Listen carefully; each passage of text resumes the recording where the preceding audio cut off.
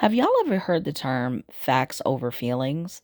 Because I ain't never heard of this until like December 2025, and I have been obsessed since. Like, honestly and truly, that is my motto for 2026 and for the foreseeable future because as a thug of New York, I love knowing the facts. But as a woman, I stay in my feelings. So I think this phrase has been a good balance for me, especially as I am on my journey of getting out of this raggedy job.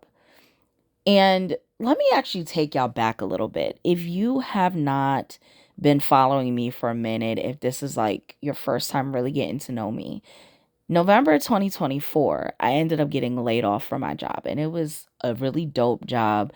Obviously, it had its hiccups and things like that, but it was my highest paying job to date.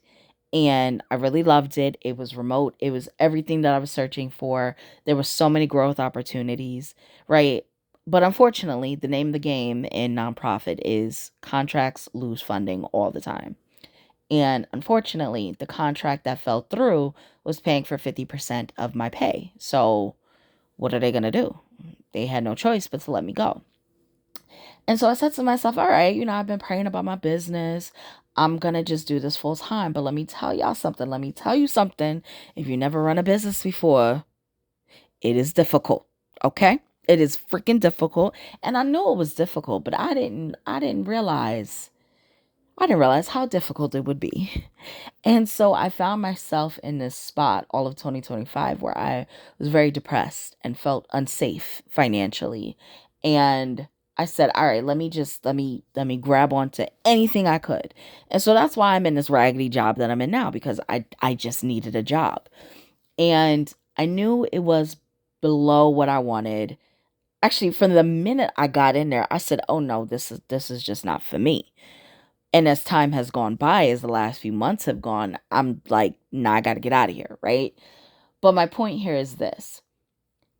As I've been doing this job search, I've been feeling very panicky in a sense, a little bit desperate that I gotta get out of here energy, right? And part of it is because I was thinking about feelings over facts. I kept thinking to myself, well, maybe I'm not qualified. Maybe I have reached my ceiling. Maybe I have peaked in my career, right? Maybe this is not what I'm supposed to be doing. Maybe career advice and career coaching is where I'm limited. And once I heard the term facts over feelings, that's kind of when it switched for me, right? And to be perfectly honest, even when I started my job search in the end of summer of 2025, because it when I actually started looking, it took me 39 days altogether to get this job that I'm in now. And I was getting interview after interview and things like that. And then I landed this one. But prior to that, I was already in my feelings. I was feeling like, maybe I can't do more than I've done. Maybe this is it, as I was just saying a second ago. And I did what I would do for my clients. I literally made myself my own client. And I said, okay, let's really take a honest look at this. So I did a SWOT analysis on myself. And SWOT is strengths, weaknesses, opportunities, and threats. Businesses typically do this, do SWOT analysis for their departments, for their teams, all that kind of stuff to see where there's a leakage in money and, resources and blah, blah, blah. I have created a SWOT analysis for my clients so that it's more internal, right? It speaks more about their internal strengths, their weaknesses, opportunities and threats, things like that, right? So I ran it for myself. And when I tell you the AI synthesizer that I created basically read me for filth and said, you are downplaying yourself. You have so much pride in telling your clients that they downplay themselves and you're doing the exact same thing. Like it read me for filth. Like I'm not even playing. Like it made me cry, but not because it was bad, but because I realized I have really been looking at myself in such a negative light. And it's because of the layoff, right? Like I didn't prior to the nonprofit that I was in, my job was to help people who were laid off. So I never thought to myself, if this ever happens to me, I'm going to be in shambles like them. I thought I had it.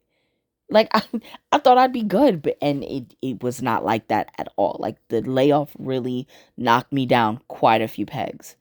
And so after I got this job in September of 2025, um I've been like, okay, I need to get out of here. Like I hate it here. I need to get out of here.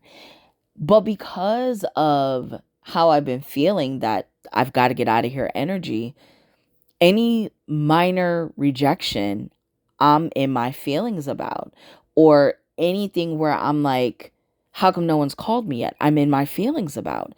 And so when I heard this phrase in December, I realized this is how I want to live my professional life going forward, and even in my regular life in general. Like I really want to look at things as facts over feelings. What are the facts? And facts is something that can be proven in a court of law. So, what are the facts about the impact that I've made in my career? Because even though I've never formally held a leadership title, I have done leadership level work. And I was forgetting about that. Not that my resume sucked. Like, I do this for a living. My resume don't ever suck. Like, let's be honest here. But it was not speaking to the dopeness that is me, right? It wasn't speaking to the fact that I am a fixer in my career, that I am the one that people come to solve issues in programming for career development and workforce development. I wasn't really expressing that because I was too busy in my feelings, too busy feeling that desperate feeling like, let me out of this stupid job. Like every day, I pretty much say to my best friend, like, yo, get me out of here, bro. Because I hate my job that much. And it's nothing wrong with the job itself. Well, I can't say that, but I can confidently say that it's more of a me thing. I've realized that I have outgrown where I am and I am desperate to get out.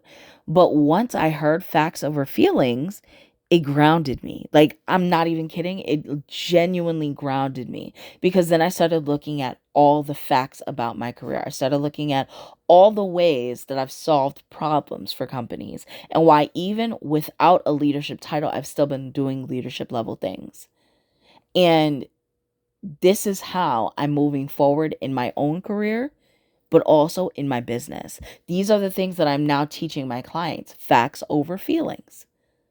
Because we feel so much, especially as women. And there's always going to be that biasness. There's always going to be, that hint of racism. There's always going to be this, that, and the third. But what are the facts? How can we look at these factual things?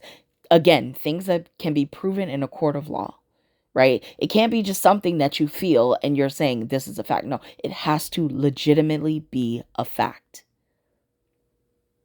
So, for example, one of my clients, she had been in the job that she's in now. She's been here in the job for about 4 years now, right?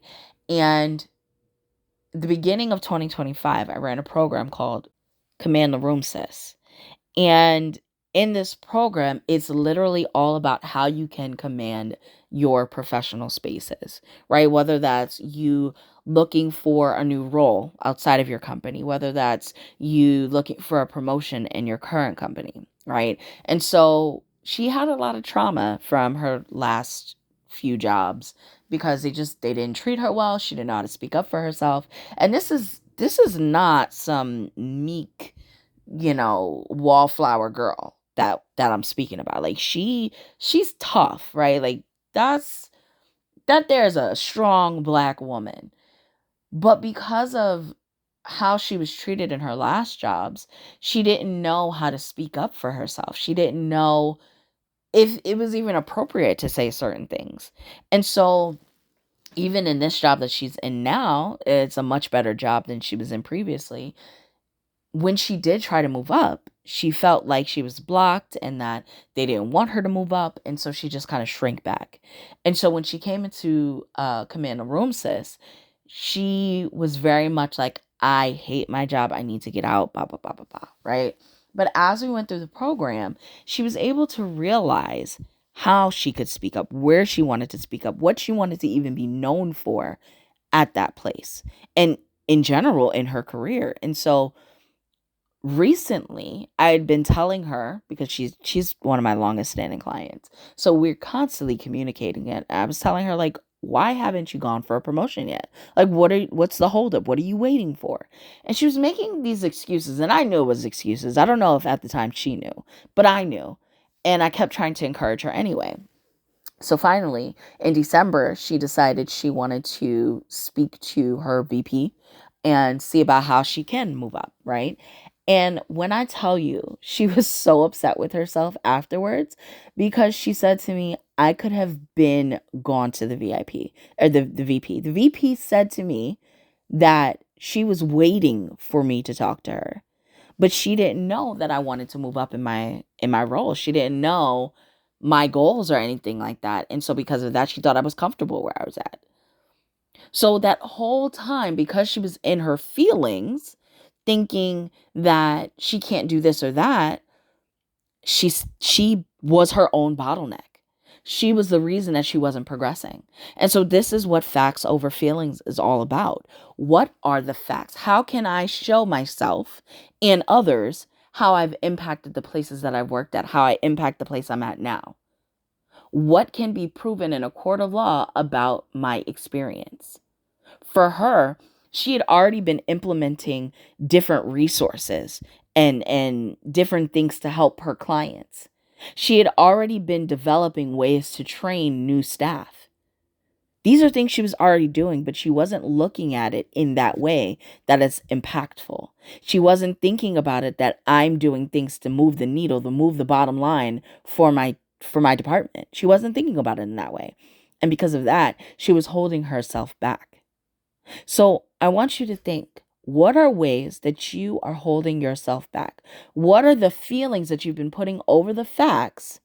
And how can you reverse that so that you can see your actual capabilities, what you're actually able to do for the places that you work at now or that you've worked at in the past? And how can you confidently portray that these are the facts? So I'm going to end it here. But I want you to really think about that. I want you to noodle on that. And whatever you come up with, let me know. DM me. Hit me up on LinkedIn or email me. Because I really want to know, how will you be implementing facts over feelings? And if you have questions about it, let me know, because I want to clear that up for you. But I really want us women to start thinking factually, not just in our feelings. You can cry, you can boo-hoo, you can eat ice cream in front of your TV and veg over Netflix and be in your feelings. That's not a problem. But when you wipe your tears, what are the facts? All right, y'all. Have a good day. Bye.